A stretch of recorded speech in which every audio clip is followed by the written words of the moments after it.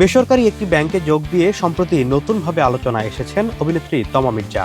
এই খবরকে কেন্দ্র করে অভিনেত্রী তমা ও উপস্থাপক অভিনেতা শাহরিয়ার নাজিম জয়ের মধ্যে সামাজিক যোগাযোগ মাধ্যমে এক বাদানুবাদ তৈরি হয়েছে, যা নিয়ে বিনোদন অঙ্গন ও নেটিজেনদের মধ্যে মিশ্র প্রতিক্রিয়া সৃষ্টি হয়েছে। তমা মির্জার ব্যাংকে চাকরি পাওয়ার খবরটি ইতিবাচকভাবে নেননি শাহরিয়ার নাজিম জয়। ঘটনাটির সূত্রপাত মূলত একটি ফেসবুক পোস্ট ঘিরে। জয় নিজের ফেসবুকে লেখেন, তমা মির্জার মতো গুণী অভিনয় শিল্পীরা বিভিন্ন ব্র্যান্ডের অ্যাম্বাসেডর হতে পারেন, কিন্তু ব্যাংকে চাকরি নেওয়াটা তার কাছে সঠিক সিদ্ধান্ত মনে হয়নি।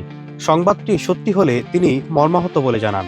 তিনি আরও উল্লেখ করেন, তমা মির্জাকে যদি চাকরি করতে হয় তবে অন্য নায়িকাদের হয়তো গার্মেন্টসে চাকরি নেওয়া উচিত, যা মিডিয়া অঙ্গনের দৈন্যদশা স্পষ্ট করে।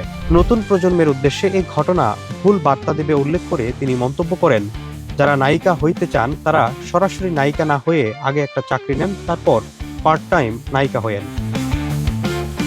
জয়ের এই মন্তব্য চুপচাপ মেনে নেননি জাতীয় চলচ্চিত্র পুরস্কারপ্রাপ্ত অভিনেত্রী তমা মির্জা। জয়ের পোস্টের কমেন্ট বক্সে তিনি সরাসরি জবাব দেন। তিনি একটি চাকরিজীবী পরিবার থেকে এসেছেন এবং দীর্ঘ 16 বছর ধরে ফিল্ম ইন্ডাস্ট্রিতে আছেন। পেশা হিসেবে অভিনয় করার পাশাপাশি অন্য পেশায় যাওয়া যাবে না, এমন চিন্তা ভাবনা থেকে জয় মূলত দুটি পেশাকে ছোট করেছেন।